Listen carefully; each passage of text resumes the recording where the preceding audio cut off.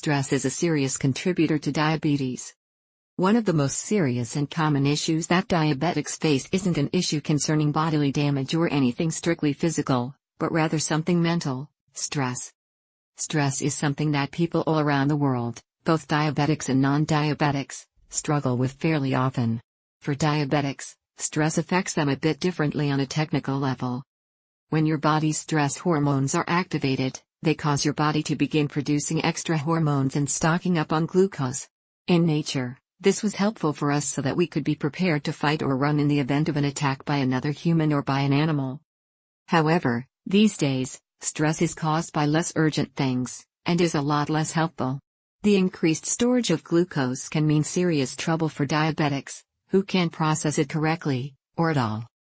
Therefore, it's very important that diabetics manage their stress to the best of their ability.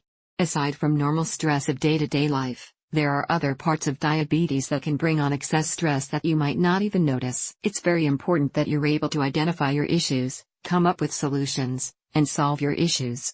One of the major sources of stress for diabetics is the sheer amount of extra steps and thought that you have to put into everything you do. Every meal you eat has to be planned, you have to keep track of your blood sugar levels, you have to administer insulin, you have to keep in touch with your doctors, and more.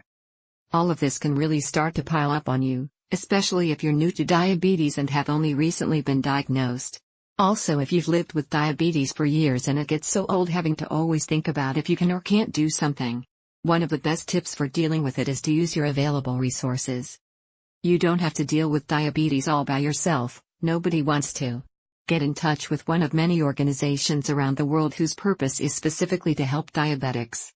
They can help you design meal plans, recommend doctors, remind you to keep track of your glucose levels, and more. Don't be afraid to use them. You should also try a few common stress-relieving tips. One is to stop stressing about things you can't change, and this applies very well to diabetes.